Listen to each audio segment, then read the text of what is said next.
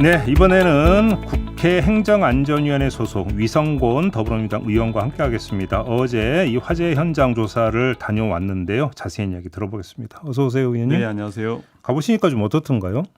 예, 긴장이 많이 되고 비가 많이 와서 그 현장은 긴장감 많이 돌았고 입구에 이제 수조에 배터리들이 이제 놓여 있는 모습들을 보게 됐습니다. 그래요. 예. 뭐 완전 정상화까지 최소 2주가 걸린다고 하는데 보고는 어떻게 받으셨습니까? 예, 이제 어제 보고를 받으면 이제 전산 화재가 서버실이 이제 2층부터 5층까지 있는데요. 2층부터 4층까지는 이제 화재를 입지 않았고 그리고 이제 5층 이제 7-1, 7-2가 이제 화재를 직접적 피해를 받았는데요. 네. 그 7-1과 7-2에 포함되어진 것들이 이제 96개 서비스, 뭐 이제 7-1 이렇게 얘기하는데 뭐 국가법령센터, 국민신문고, 국민재난안전포털 뭐 이런 것들이 포함되어 있고요. 그 다음에 이제 2층부터 4층까지는 지금 이제 불편을 갖고 있었던 우체국 금융이라든가 이런 것들은 이제 피해를 입지 않아서 곧 정상화가 될 거라고 얘기를 하고 있습니다. 조금 전에 염웅열 교수하고 이제 인터뷰를 진행을 하다 보니까 가장 절실하고 그러니까 근본적인 문제가 이환화. 예, 그렇죠. 그러니까 한쪽에서 문제가 발생해서 대국민 서비스가 중단이 됐을 때 다른 데서 바로 할 수 있는 이게 필요한데 이게 지금 안 되고 있는 게 예산 문제다 이렇게 지적을 하던데요. 예. 지금 예산 문제라면 국회하고도 직결되는 거 아니겠습니까? 예, 그렇죠. 국제 기준이 이중화를 하도록 되어 있습니다. 우리 정부가 국제 기준을 따르지 않았던 문제고요. 그 다음에 예산과 관련돼서는 이제 2022년 카카오 이제 먹통 사태 이후에 예산 반영 노력을 해서 2024년도 예산안에 250억 정도? 예, 253억 정도가 반영이 됐었습니다.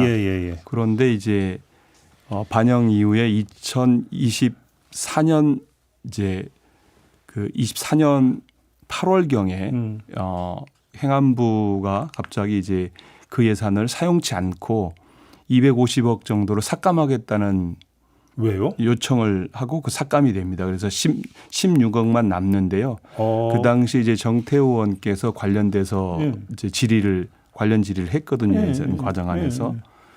그런데 이제 행안부는 뭐 이렇게 뭐 새로운 서비스를 만들어서 해보겠다 이렇게 주장했다는 거예요. 그래서 새로운 서비스? 예, 뭐 새로운 형태로 이중화 작업을 해보겠다 통합해서 뭐 이런 시범 사업을 하겠다라고 얘기를 했다고 하더라고요. 그런데 이제 그 시범 사업이 들었더니 이제 종료가 됐다고 얘기를 하더라고요. 그래요? 예. 그러면 행안부가 그러니까 다른 사업을 한번 돌려보겠습니다라고 해서 중단을 시켰다는 얘기네요. 예, 그렇죠. 예. 그래요? 근데 그래서 실제 예산이 반영됐다가 반영되지 않. 그래서 시범 사업을 했으면 시범의 결과가 나와야 될 거 아닙니까? 이렇게 결과가 화재로 나타난 거죠.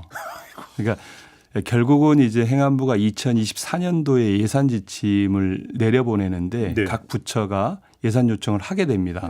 각 부처가 이제 이중화 조치하고 DR 조치를 하겠다라고 요구를 했는데 그것에 대해서 행안부가 부처들은 가만히 있어 니들은 우리가 이걸 좀 해보고 나중에 이렇게 한 것이죠. 이해가 안 되는데요. 그래서 예산이 반영이 안 됐고 실제 이제 국세청이나 조달청도 확인했습니다.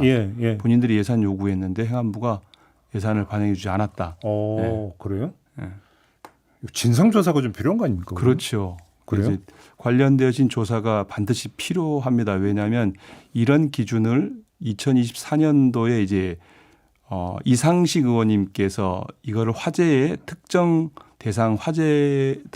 대상물로 지정해서 관리하자는 법안을 냈는데 법안 심사를 진행했는데 그 당시에 이제 과기부나 이런 부처에서 반대 의견을 내거든요. 그래요? 예, 특정 화재물로 관리를 하는 것에 대해서 그 당시에 이제 그걸 왜 국민의힘 의원들이 실질적으로 브레이크를 걸어서 왜 반대를 해요, 근데? 카카오 사태도 있었는데 이게 이제 뭐 그 기업에 부담이 된다, 새로운 규제다 이렇게 이제 얘기를 했더라고요 소방청에서. 그래요? 예, 그리고 이제 그것에 대해서 국민의힘 의원들도 동조하고 그래서 예산 소위에서 결국은 지금 그 의결을 못하고 지금 현재도 결의된 상태에 있습니다. 그러면 추석 지나면 이제 국정감사 시작이 되니까 왜 그랬는지 어떤 진상을 국정감사 과정에서 이제 캔다고 치고 내년 예산안에 혹시 그럼 반영이 돼 있습니까? 혹시 확인해 보셨습니까? 내년 예산에 이제 DR 관련 예산은 그 확인이 안 되고 있고요. 시스템 관리 예산은 그 확인이 되고 있습니다. 시스템 관리라는 것은 기존 시스템 그냥 유지 관리한 거 얘기하는 거잖아요. 그건 별도 지금 얘기는 별도인 거잖아요. 구체적으로 이제 그러니까 이제 공주센터를 하는 데 있어서 내년도 예산을 일부 반영을 시켜서 온 건 확인했고요. 좀 더 확인이 필요했습니다. 왜냐하면 이게 먹통이 돼 가지고 저희 이제 의원실 식구들이 보좌진들이 자료를 확인할 수가 없습니다. 아, 그 얘기도 있던데요. 이것 때문에 국정감사도 지정 받을 수 있다는 얘기가 있던데. 지금 이제 실질적으로 국가법령센터가 안 되니까 법령 검색이 안 되고 그래서 크로스 체킹이 안 되죠. 그것 때문에 자료 제출을 하라 해도 또 부처도 좀 손발이 묶일 수가 있고. 부처에서 제출하는 자료를 이메일로 보내는데 그 이메일이 지금 그 차단돼 있거든요. 먹통이 돼 있어서. 그러니까 이제 국정감사 준비에 막대한 차질을 빚고 있습니다. 그래서 그래요? 그 자세히 확인할 수 어제 좀 확인을 했어야 되는데 그런 이유로 저희들도 확인을 못 하고 있습니다. 지금 예산 문제가 하나가 있고 또 한 가지는 그 운영 문제가 있는데 관리. 이재명 대통령이 어제 뭐라고 언급을 했냐면 국정 최고 책임자로서 송구하다 이렇게 입장을 밝히면서 대비책이 작동을 안 한 게 아니라 아예 없었다. 그럼 이건 지금 책임 소재를 가려야 된다는 얘기로 연결이 되는 거지 않습니까? 이 점은 어떻게 보세요? 이제 화재 사건과 그리고 이제 이게 그 서비스가 중단된 사건에 대해서 구분해서 볼 필요가 있다고 봅니다.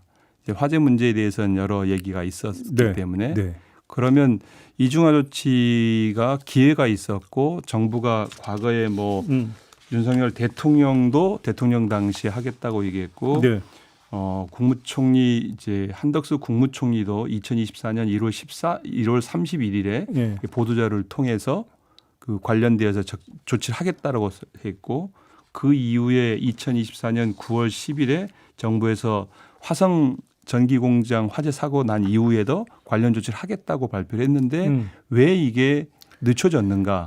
그리고 그 늦춘 이유가 무엇이고 그 책임자들은 누구인지에 대해서 분명히 해야 될 거라고 보아집니다. 그러니까요. 근데 거꾸로 국민의힘에서는 대통령 사과와 윤호중 행안부 장관 문책을 요구를 했습니다. 이 점은 어떻게 받아들이세요? 그건 좀 무리한 요구라고 생각하고 대통령께서는 국민들께 이제 사과를 드린 거고 그리고 실질적으로 이 사태가 발생하게 된 원인은 결국 지난 정부가 기회가 있었음에도 불구하고 그 일을 행하지 않은 것에 있는 거죠. 그래요. 그 이제 국정감사에서 밝혀져야 될 내용 중에 하나가 그러니까 그 되게 불안정한 리튬이온 배터리가 있는 곳과 전산 장비가 있는 곳의 간격이 60cm밖에 안 됐다는 거죠. 60cm면 저하고 지금 의원님 사이보다 더 가까운 거거든요. 이건 애당초 설계에 좀 문제가 있었다고 봐야 되는 거 아니에요? 설계 자체가 문제 있는 거고 불가능한 구조를 해놓은 겁니다. 왜냐하면 서버실과 그 배터리라는 것은 보조 에너지 장치잖아요. 그렇죠. 그러니까 이제 보조 전원인 거잖아요. 만약에 전원 공급이 되다가 전원이 차단되면 그 전원을 공급하기 위해서 배터리를 준비하는 거거든요. 그래서 여버린 거죠. 여버린 거죠. 그렇죠. 그렇기 때문에 그 공간에 들어갈 이유도 없고 배터리는 화재 위험성이 매우 높다고 판단하고 있는 게 물질인 거죠. 누구나. 그렇죠. 뭐 국제 기준에서도 마찬가지로 국제적으로도 이것을 이제 구분하도록 하고 그러면 있고. 어제 현장에 가셔서 혹시 소방 쪽으로부터 화재 원인에 대한 브리핑은 받으셨습니까? 화재 원인에 대해서 구체적으로 듣지 못했지만 지금 이제 뭐 전동드릴을 들고 갔었다라고 얘기를 하더라고요. 그러니까 두 개가 갈리고 있어서 여쭤보는 거예요. 노후화돼서 나타나는 화재다라는 것도 있고 두 가지가 다 있는 것 같아요. 외부에 충격이 좀 있었던 거 아니냐. 그러니까 국제 기준에 보면 배터리는 그 전기 물질을 그러니까 이제 금속 물질을 접촉하지 못하도록 규정이 그렇게 돼 있더라고요. 그 이유는 이제 금속 물질을 닿으면 전기가 흐를 수가 있다 이렇게 판단하는 것 같아요. 그런 기준으로 와서 봤더니 이제 이 배터리를 고정하는 렉이 있는데 그 렉에 피스 구멍들이 쭉 있더라고요. 그러면 이제 배터리를 피스로 이제 고정했다는 거거든요. 그렇죠. 쭉 이제 뭐 20층, 30층을 쌓아서 놓으니까 그 안에 이제 그 피스를 하면서 뭐 이제 노후화된 배터리 불량 배터리에 뭐 이제 스파크가 났다든지 네, 그럴 가능성도 충분히 있다고 보는데 앞으로 조사를 통해서 그러니까요. 확인할 필요가 있을 것 같습니다. 조사를 해봐야 되는 거니까 예. 뭐 예단은 피하겠고. 근데 어제 이제 그 가서 여야가 브리핑을 따로 받았습니까? 예. 왜요? 아니 그래서 이게 제 이제 윤건영 간사가 브리핑을 따로 하겠다고 얘기한다고 해요. 그래서 그쪽에 가서 왜 브리핑을 따로 하냐고. 그쪽이란 게 국민의힘 얘기예요. 예. 야, 같이 하자 같이 왔는데 근데 자기들이 별도로 해야 된대요. 왜요? 모르겠어요. 그러면 지금 현장에서 그 보고를 따로따로 받았던 겁니까? 같이 받았는데 브리핑에 이제 뭐 국민의힘의 목적은 그런 거였죠. 브리핑을 브리핑. 보고는 같이 받았는데 보고는 받고 알리는 과정에서 백 브리핑만 이제 서로 달리했고 이제 뭐 그거는 입장차 때문에 그렇게 한 건가? 책임져야 되는 어떤 거 지금 방점이 서로 달라서 이렇게 다른 문제인 브리핑을 것을 따로 했다 이렇게 봐야 되는 걸까요? 저희들은 이제 원인의 책임이 실질적으로 지난 정부의 적절하지 못한 대처 때문에 있다고 판단하는 거고, 그렇죠. 그쪽은 국민의힘 현 정부의 현 정부의 문제라고 지적하고 싶어서 따로 한 것 같습니다. 그렇게 그 이유 때문에 국정감사가 좀 뜨거워지겠네요. 예, 국정감사 전에 지금 이제 현안 논의를 하자고 그 국민의힘에서 제안을 저희 간사께 했다고 해서 저희 의원들 제 행안위 의원들끼리 협의를 했는데 언제든지 하겠다. 알겠습니다. 말씀 여기까지 들어야 될 것 같습니다. 고맙습니다, 의원님. 고맙습니다. 위성곤 민주당 의원과 함께했습니다.